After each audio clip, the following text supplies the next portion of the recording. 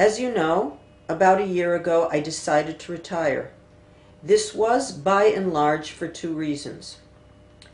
I felt that the time had come to bring into the organization someone younger, more energetic, someone with a different set of skills, especially in view of the importance of using the social media, something at which I am not adept, who would carry the organization forward in new ways.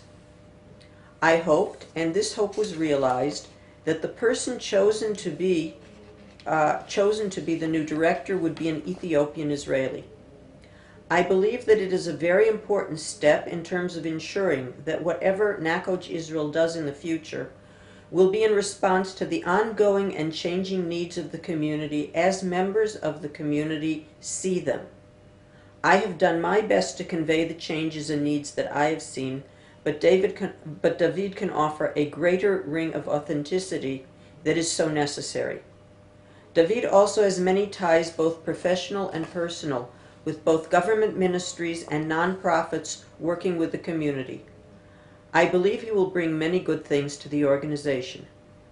Nevertheless, I look back on the past 26 years as a NACOJ staff member, mostly as director, with a true sense of accomplishment, and can say, not only through my eyes, but what we hear from members of the Ethiopian community and from various professional contacts, whether in schools and municipalities or from activists or in the Ministry of Education, that we have made a difference and a contribution. I will want to relate a bit at length to the Limudiot, our intensive supplementary educational programs, in which the greatest effort and resources have been invested. But first I want to talk a bit about the other two major programs we have operated, the two scholarship programs, one for junior high and high school children and one for students in higher education. The junior high and high school scholarship program was pioneering in its day and received no small amount of flack from Youth Aliyah that operated the youth villages, because it meant to break the almost complete monopoly upon Ethiopian Israeli post-elementary education as being almost exclusively in boarding schools, far from home and family, something that broke up the family structure, stating boldly that Ethiopian parents had nothing to contribute to their children. Believing that parents are parents and that even illiterate parents can raise their children with values, we offered partial scholarships to pay compulsory school fees that are demanded of parents. The message was clear. We believe in the parents and the local schools, and we believe in the children. Now, when most Ethiopian Israeli youths, especially of the second generation, stay home, we are directing more of our resources towards helping youths learn in the more scholastically outstanding schools, those that almost guarantee not only full Bagrut, but high Bagrut grades in key subjects. They tend to be more expensive. Every scholarship makes an important statement and contribution. The Adopt a Student program, one of NACOJ's first programs in Israel, has also made a major contribution to the community. We do not have absolutely accurate count, but from what we have been able to glean from our records, at this point, close to 3,000 individuals have been helped to finish degrees, which not only served their personal interests, but also enriched Israeli society and have helped dispel many of the stereotypes concerning just how far Ethiopian Israelis can go in terms of academic and social mobility.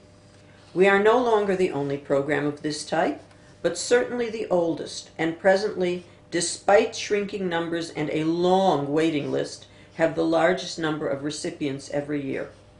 The unique component of the program remains the fact that we encourage and have seen deep personal relationships between sponsors and their students, sometimes helping at times of crisis, sometimes lasting years after the degree was attained and the scholarship ended.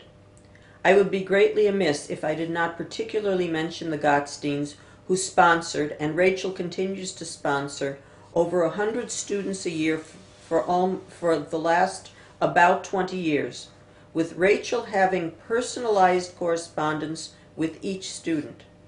Barney also was extremely visionary when he established the Barney's Books program to encourage the reading of books to small children, at a time when this was overlooked as a vital aspect of encouraging literacy from the earliest ages.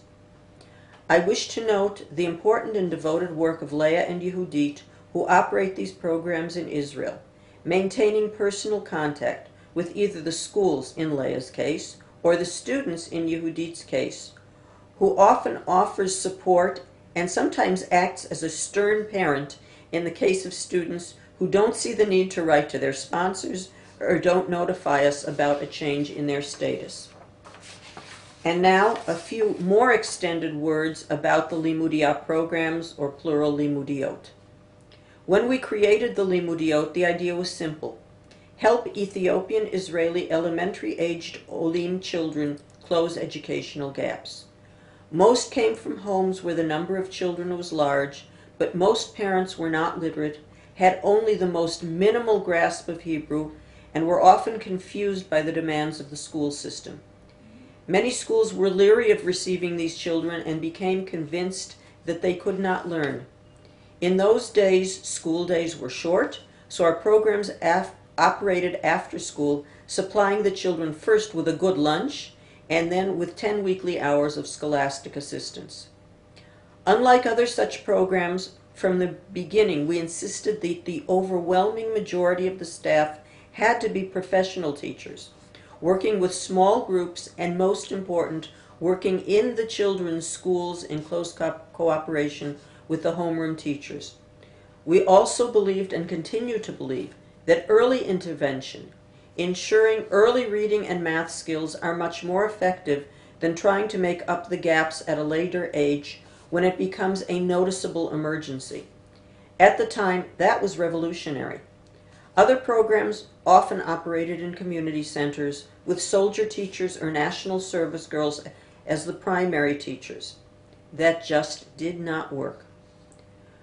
One needed professional responses and teachers who believed in their students, that if a student could not grasp a certain skill or concept, it was not that the student could not learn.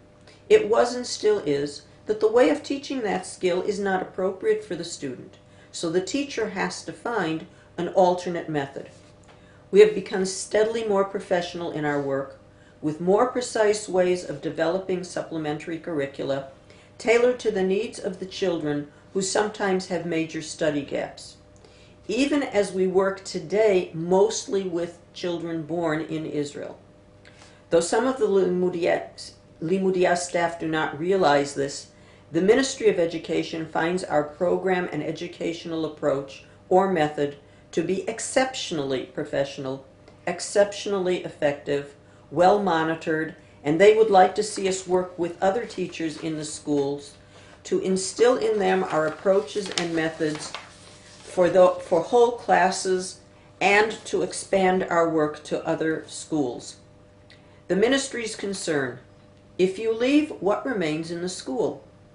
We have some areas of disagreement. We still see the focused work done in a small group as the most effective, even as it is now done mostly during the school day. Only about a week ago we were greeted with open arms by those in the ministry who supervise our work in a meeting to introduce them to David.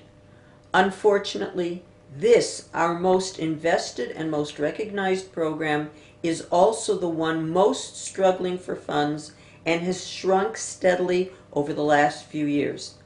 It cannot be allowed to go under. So far, because of the very bureaucratic way the ministry works, it has not found much funding for us. David has some ideas about different approaches that may be helpful, but may is far from will, and until then every effort must be made to ensure maximum effort and funding to keep the programs going. None of this would be possible without our Limudiya staff, our coordinators, some skilled in organization, some in the remedial teaching of language skills, some in municipal politics, and of course our teachers. I wish to particularly note Adaya Tsarfati, Frida Magen, and Yaakov Liberty. We also said goodbye to two devoted coordinators, Fantu Tsega and Marilyn Chazan. and our previous students are grateful. About 10 days ago, I went to have new glasses made. The optometrist, Omer Sisai, a member of a family often traced in lifelines, from our earliest limudia in 1993 in Ramla, a young man who also received high school and AAS scholarships, as did two of his siblings so far.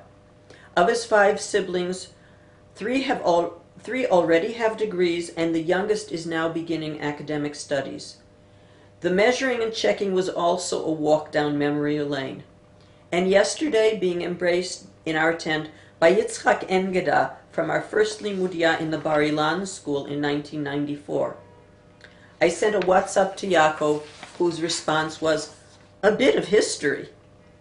So again, this significant program has contributed and still contribute as a top-notch supplementary education program.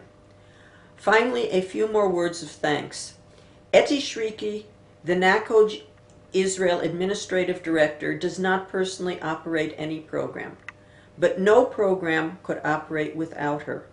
Whether with paying staff members and vendors, tracing the budget, creating the budgets for grant applications, or the financial support reports to get the money of the grants. And obviously, many thanks to Barbara and the office staff in New York. Barbara and I met in 1983 and have had a long, lively, and fruitful relationship ever since, which has also made possible everything that NACOJ Israel has been able to do. My warmest thanks also to Gary, Daniela, Caroline, Karen, and Nelia, as well as to you of the board. I hope we will be in touch in the future.